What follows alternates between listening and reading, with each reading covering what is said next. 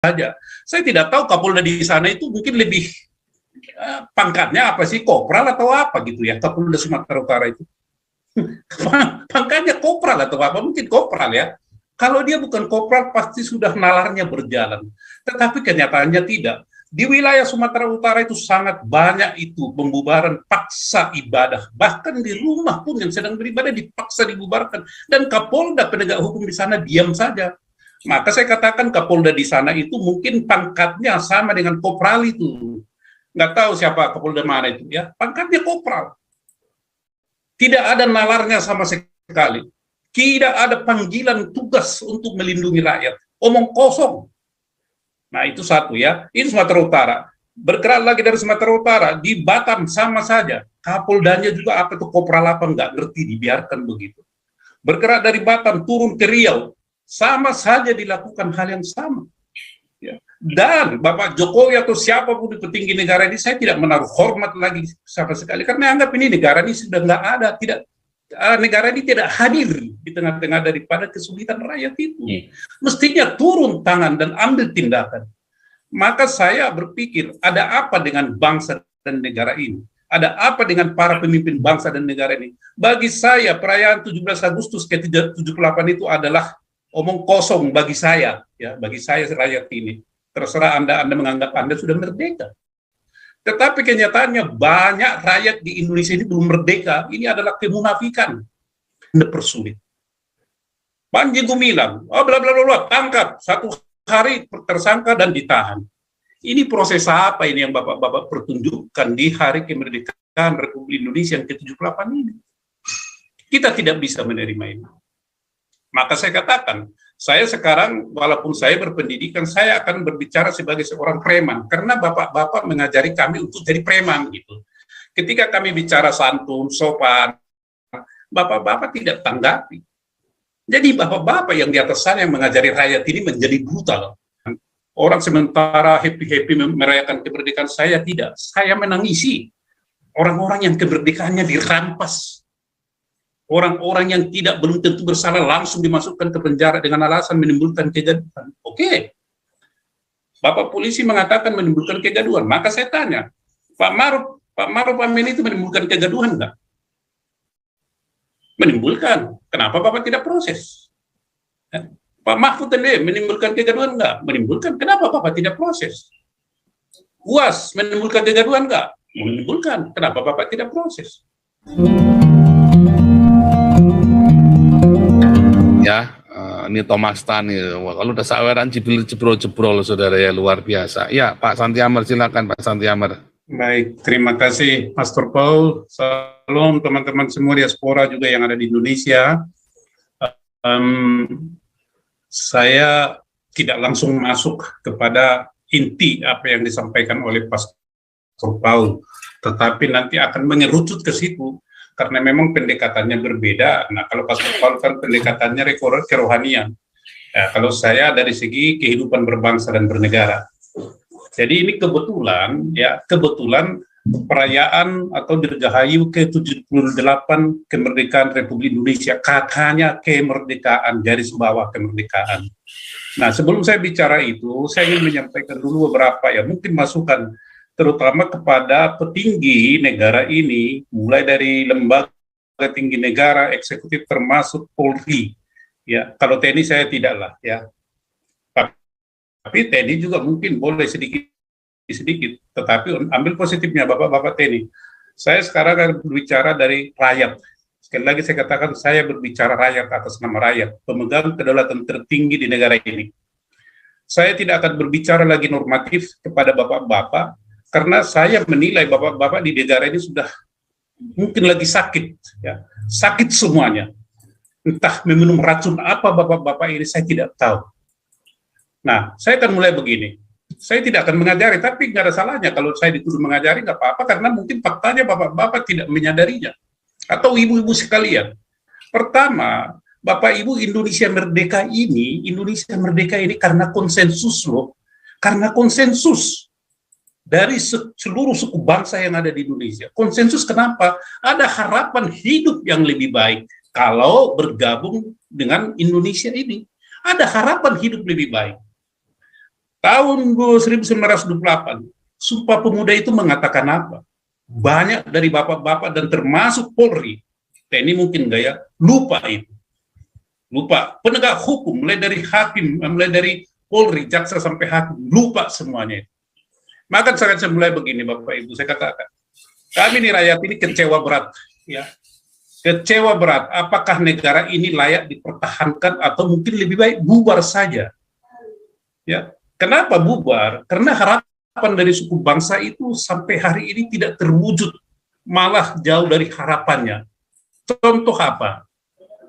Yang tadinya kita hidup, diharapkan hidup damai sejahtera, ya, hidup bertetangga dengan baik, tetapi kenyataannya apa sekarang ini? Di mana-mana ada pelarangan ibadah, di mana-mana ditutup rumah ibadah, mulai dari Sumatera Utara, bahkan seorang perempuan di Sumatera Utara dihina, mau poligami ke berapa kamu?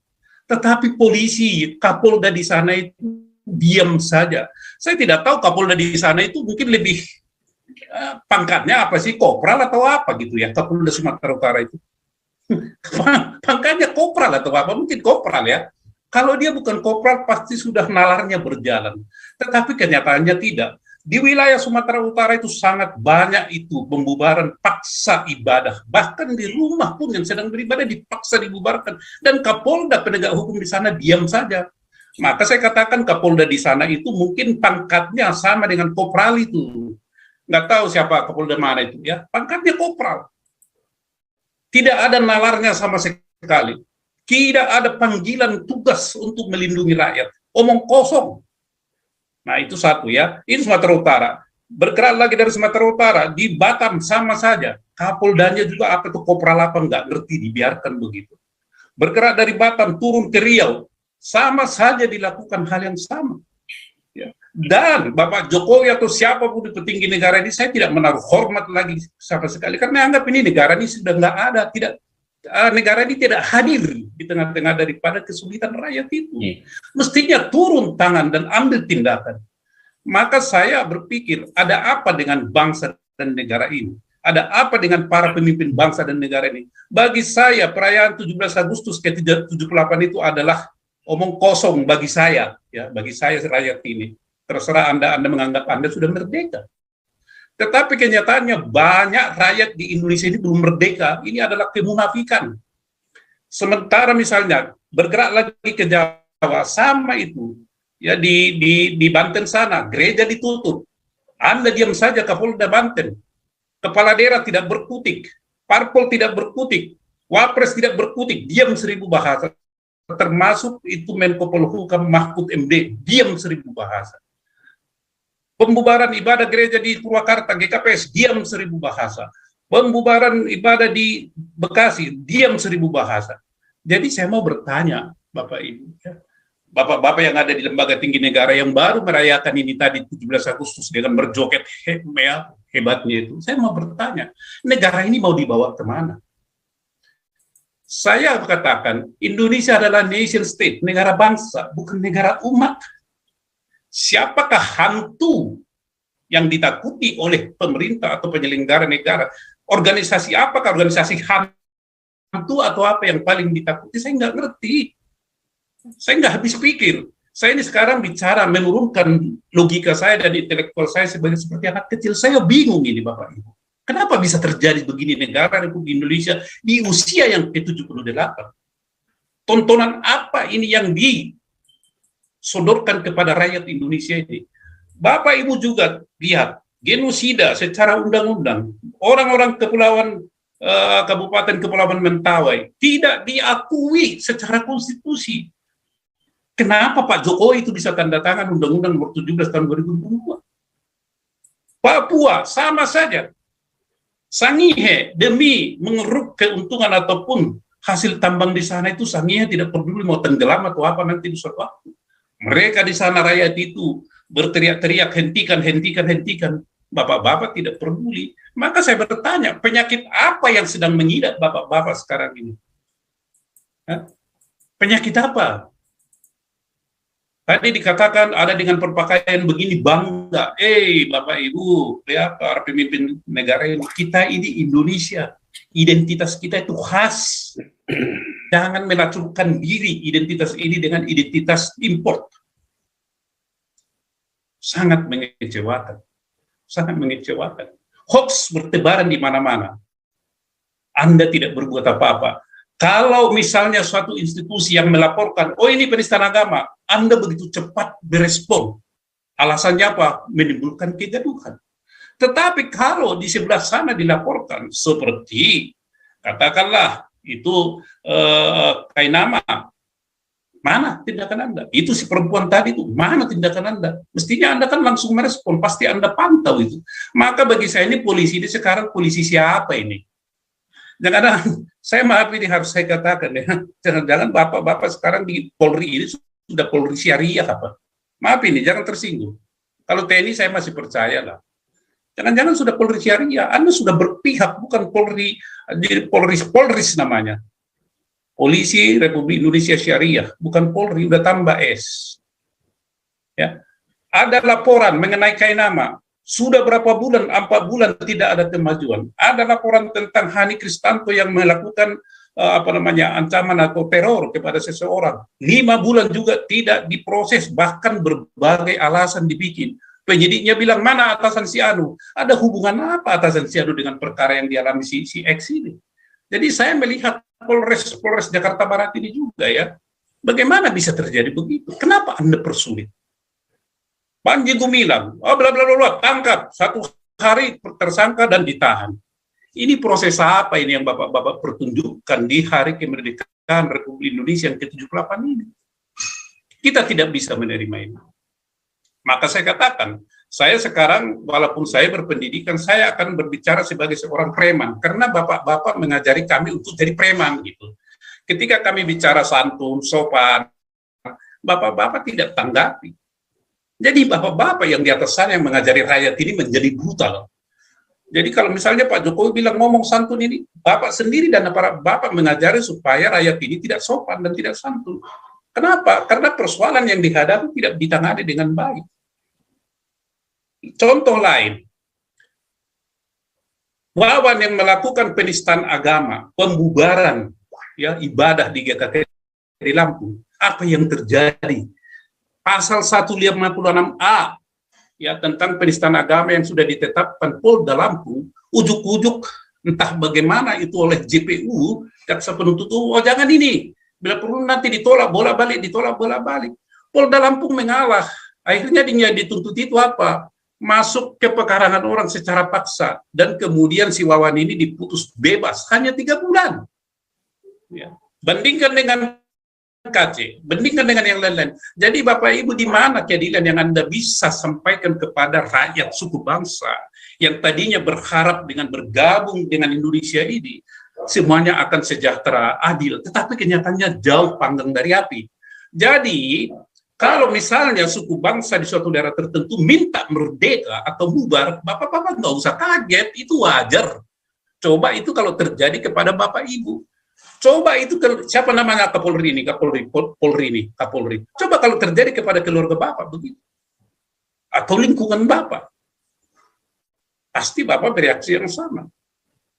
Nah, pendekatan saya katakan tadi dalam kehidupan berbangsa dan bernegara. Bangsa, negara sebagai suatu organisasi modern, ya, yang lebih modern daripada organisasi masyarakat hukum adat. Tetapi kenyataannya perilakunya lebih barbar daripada orang yang belum merdeka. Lebih barbar. Walaupun kelihatannya cantik. Saya harus katakan, saya tidak menghina siapa-siapa, tapi di fakta. Fakta. Jadi bagi saya, perayaan 17 Agustus itu meaningless.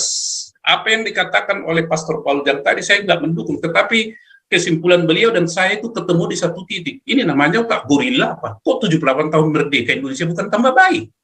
Ada yang mengatakan tambah baik kalau begini-begini. Saya tidak tahu virus dari luar negeri apa yang sedang merusak karakter dan otak daripada para pemimpin bangsa di Indonesia ini. Saya tidak tahu apa. Nggak ngerti saya itu. Bingung saya Bapak-Bapak. Ajari kami, tunjukkan buktinya. Bagi saya tidak ada lagi itu peraturan perundangan ini, itu semua meaningless. Bisa itu puluhan ribu peraturan perundang-undangan dikeluarkan, tapi satu pun tidak ada yang bisa dipraktekkan menjadikan rakyat yang bergabung dengan negara ini, suku bangsa itu menjadi sejahtera. Papua, saya nggak usah cerita. Ya. Itu tadi, Mentawai, belum lagi daerah-daerah lain. Jadi, itu tadi saya katakan, mungkin Bapak, ya, Bapak Ibu yang ada di pemerintahan sana atau di lembaga tinggi, mungkin lebih baik kita bubar aja, Pak. Karena apa? Kita ini kan bernegara itu konsensus, Pak. Bapak tidak paksa, loh, tidak boleh paksa. Bapak sudah mengatakan bahwa kemerdekaan itu adalah hak segala bangsa. Dan oleh karena itu, penjajahan harus dihapuskan. Apakah sekarang Bapak sebagai pemerdeka itu sudah menghapuskan penjajahan itu dari rakyat ini? Tidak. Tidak. Diskriminasi di mana-mana, intoleransi di mana-mana. Sedikit bicara salah langsung dilaporkan, penistaan. Supaya ini kuat, fatwa, bikin ini jadi hukum positif. Di mana di negara Republik Indonesia ini begitu, Bapak? Suka-suka sekelompok orang untuk memaksakan kehendak. Oh, bikin ini, supaya ini ada payung hukumnya, bikin undang-undangnya. Keterlaluan. Jadi saya berharap, kalau memang Indonesia ingin langgeng terus perbaiki, masih ada waktu. Terutama untuk Pak Jokowi yang hanya tinggal 1 tahun. Itu aja yang bisa sampaikan dulu, sementara ini Pastor Paul, saya menyampaikan apa yang saya rasakan. Orang sementara happy-happy merayakan kemerdekaan, saya tidak. Saya menangisi orang-orang yang kemerdekaannya dirampas. Orang-orang yang belum tentu bersalah langsung dimasukkan ke penjara dengan alasan menimbulkan kegaduhan. Oke. Bapak polisi mengatakan menimbulkan kegaduhan. Maka saya tanya, Pak Maruf Amin itu menimbulkan kegaduhan enggak? Menimbulkan. Kenapa Bapak tidak proses? Pak Mahfud MD menimbulkan kegaduhan enggak? Menimbulkan. Kenapa Bapak tidak proses?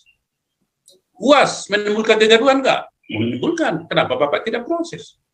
Kainama menimbulkan kegaduhan enggak? Menimbulkan kegaduhan. Kenapa Bapak diam saja?